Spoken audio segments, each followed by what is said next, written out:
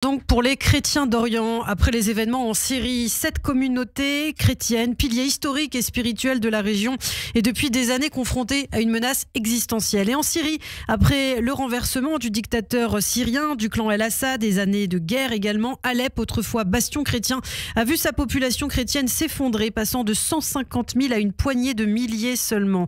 À l'heure où Noël approche et alors que l'Occident célèbre des symboles comme la réouverture de Notre-Dame de Paris, les voix des chrétiens d'Orient peinent à être entendus sur la scène internationale. Pour en parler, nous avons le plaisir d'avoir avec nous en direct ce matin le père Patrick Desbois, prêtre catholique, président de Yahad Ounoum, expert des questions de génocide et de coexistence interreligieuse. Père Patrick Desbois, bonjour. Bonjour. Merci beaucoup d'être avec nous ce matin sur Radio J. Alors, première question assez simple. Comment vous réagissez d'abord à la chute de Bachar el-Assad ? D'abord avec une grande joie parce que ça fait des années. On fait semblant maintenant de découvrir les prisons terribles. On sait quand même qu'il a fait tuer un demi-million de personnes. Des millions de Syriens ont quitté la Syrie.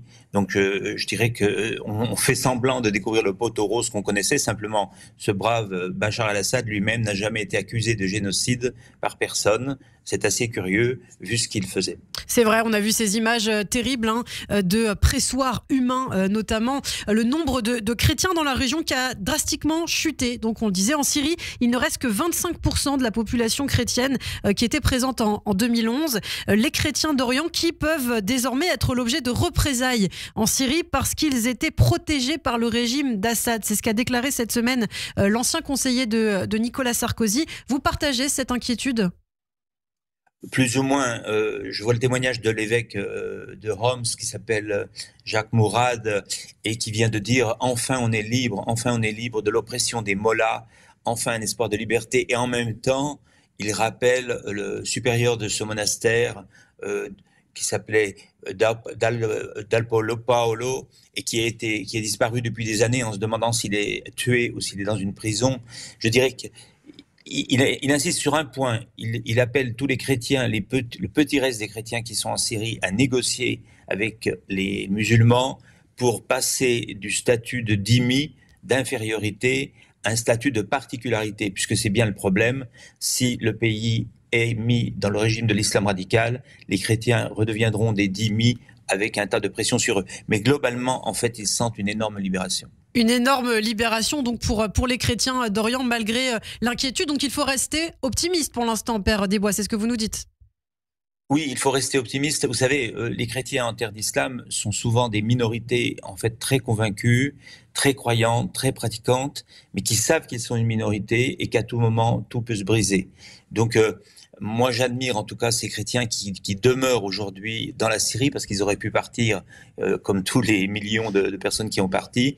Mais il ne faut pas rêver. Il y a encore beaucoup de gens de Daesh qui sont dans la Syrie et parfois proches du gouvernement. Et ces gens-là nous voient comme des koufars, donc des gens à éradiquer. Et motif d'inquiétude aussi, c'est que c'est la Turquie qui a été le principal sponsor, soutien de ces opérations de chute, de renversement de Bachar el-Assad. La Turquie qui, on le sait, n'est pas tendre avec ses minorités chrétiennes, avec les Arméniens, avec les Kurdes chrétiens également. Ça doit quand même peut-être nous inquiéter un peu, Père Desbois. Oui, mais enfin, quand on a le choix entre le chien et le loup, on choisit le chien et pas le loup. Donc pour moi, je dis quand même, on peut être chrétien en Turquie aujourd'hui. Moi, j'ai visité la paroisse d'Istanbul plusieurs fois, j'ai vu célébrer aux messes, on s'est pas fait attaquer pendant la messe. Ça ne veut pas du tout dire que ça se passe bien, mais je dirais, on est dans un moindre mal. C'est vrai que les chrétientés en terre d'islam ont fondu comme la neige, mais je dirais, il est quand même mieux aujourd'hui d'être chrétien à Istanbul ou chrétien en Syrie que d'être chrétien à Kaboul. Le pape François, de son côté, est critiqué pour son silence relatif sur le sort des chrétiens persécutés de manière générale, Père Desbois. Vous pensez que, justement, le Vatican devrait adopter une position plus proactive ? Comment vous qualifiez d'ailleurs, on va dire, le silence du pape François à propos ? D'abord, ce n'est pas simple. Les responsables des églises locales ne veulent pas trop qu'on parle d'elles, parce que souvent, on les accuse de n'être que des représentations des pays occidentaux et ne sont pas réellement locaux. Donc souvent leurs responsables, leurs évêques, leurs archevêques disent « Attention, ne nous mettez pas dans la vitrine parce qu'on va être vus comme des croisés ». Donc il y a ça. Moi, je pense que le pape est conscient de cette affaire. Le pape, c'est vrai, dans son pontificat, a essayé de développer énormément de relations avec des pays musulmans. Je dirais à juste titre, il n'ignore rien. Mais vous savez, si vous êtes chrétien au Pakistan, vous voulez surtout pas qu'on parle de vous. Donc, je dis ça parce que les gens dans l'Occident disent « Oh, il ne parle pas assez ». Mais quelle personne va parler aujourd'hui publiquement? Sachez que le statut de dhimmi que vous avez connu vous-même, les Juifs, quand vous étiez dans les pays musulmans, est un statut soi-disant protégé, mais très soumis. Donc quand vous dites qu'aujourd'hui des chrétiens négocient pour tenter de faire disparaître ce statut, vous pensez que c'est vraiment possible un jour? Vous savez, l'impossible n'est jamais impossible, mais le fait qu'on le nomme déjà, qu'on disait, il l'a dit dans l'archevêque dans un communiqué officiel, en demandant à tous les chrétiens de demander de quitter ce statut de dhimmi, de négocier cela, de négocier ce statut d'infériorité. Parce qu'un statut d'infériorité, après, on peut l'appliquer de n'importe quelle façon. Daesh, au début, voyait aussi les chrétiens comme des dhimmis, puis tout d'un coup, il les a vus comme des koufars, des mécréants, comme d'ailleurs il voit aussi aujourd'hui les Israéliens, donc des gens à exterminer. Il y a eu beaucoup de chrétiens tués sous Daesh, sous prétexte qu'ils n'étaient plus des dhimmis. On devrait réétudier ce statut de dhimmi aujourd'hui et le négocier avec les autorités islamiques internationales, parce que ce statut autorise tout. Souvenez-vous votre position lorsque vous étiez dans les pays musulmans. Alors, on a parlé du pape François. Une photo a fait scandale ces derniers jours. Vous l'avez certainement vu, Père Desbois, puisque le pape François a inauguré une crèche sur la place Saint-Pierre au Vatican. Une crèche qui représentait l'enfant Jésus enveloppé dans un kéfier, le foulard qui symbolise la lutte armée palestinienne. Vous avez vu cette image. Qu'est-ce que vous en avez pensé ? C'était pas sur la place Saint-Pierre, c'était dans la salle Paul VI, ce qui n'est pas mieux, parce que c'est là où il y a les audiences. Je pense que ce qui est inquiétant, c'est si jamais les gens se mettent à penser que pour toutes les crèches aujourd'hui, il vaut mieux mettre un foulard palestinien dans la crèche qu'autre chose.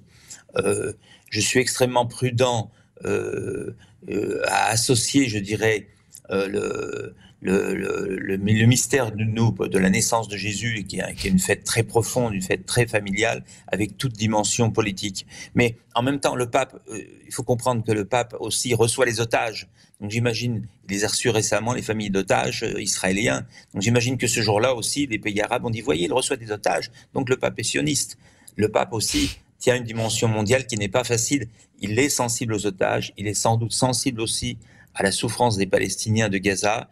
On ne peut pas le nier, il est en lien avec le curé de la paroisse de Gaza qui est toute petite, mais je ne crois pas du tout que le pape dit au revoir les Juifs, je me marie avec la révolution palestinienne. Oui, ce sont des militants qui ont installé ce kéfier, des militants qui réécrivent l'histoire quand même, puisque Jésus est né en Judée bien avant qu'arrive la Palestine, en tout cas que soit renommée la Judée-Palestine. Hein. Oui, je redis cette phrase qu'on a reprise souvent de moi, que si Jésus était né en 42, on risquerait de l'avoir retrouvé dans le camp d'Auschwitz, et que si Jésus avait habité le sud d'Israël, on le retrouverait peut-être otage aujourd'hui. Il est clair que le statut juif de Jésus est évident. D'ailleurs, l'Église de France s'apprête à montrer la simultanéité des fêtes bientôt avec Hanouka. Oui. Donc, je dirais, le dialogue tient bon. Vous savez, on a eu d'autres affaires. On a eu l'affaire du Carmel d'Auschwitz, on a eu l'affaire de la visite de Kurt Waldheim au pape, etc.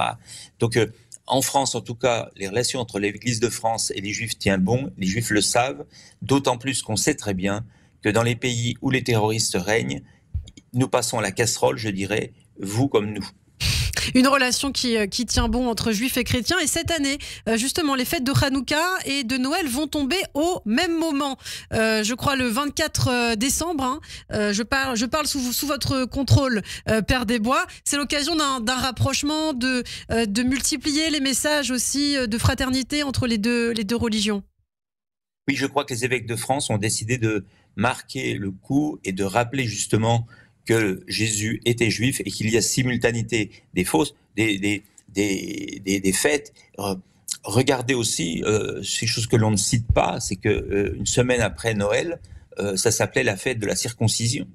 Le 1er janvier, donc ça me fait toujours rire de penser que dans le monde entier, on fête le 1er janvier, en fait, on fête la circoncision de Jésus.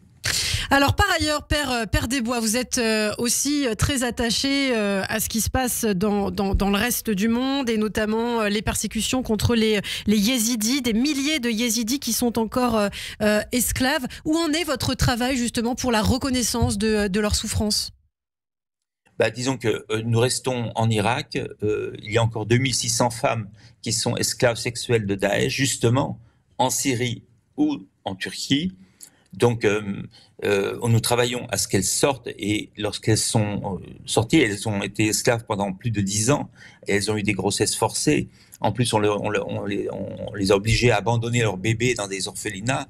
Donc, je dirais, on essaye de ne pas les oublier. Moi, je comprends bien que lorsqu'un génocide a eu lieu, très très vite on oublie et on passe à une autre chose. On est passé très vite à l'Ukraine, de l'Ukraine au Moyen-Orient, du Moyen-Orient à la Syrie, jusqu'au prochain. Donc, les victimes de génocide, elles n'oublient pas, on n'oublie pas. Yahya Dinounum va fêter ses 20 ans d'anniversaire au musée d'art juif dans quelques jours, et je dirais que ce soir-là, on pensera tout spécialement aux Yézidis qui se demandent qu'est-ce qui va se passer, parce qu'ils ont peur. Ils m'ont écrit, on a très très peur que le régime qui prend le pouvoir en Syrie soit comme Daesh. N'oubliez pas qu'il y a 5000 Yazidis à Alep. Eh bien, merci beaucoup, Père Patrick Desbois. Merci pour votre travail et de mettre en lumière ces populations dont on entend parler trop peu, malheureusement. Merci beaucoup, et je vous souhaite de très belles fêtes de Noël, si on ne se reparle pas d'ici là. Et bonne fête de Hanouka. Et merci à vous, à très bientôt.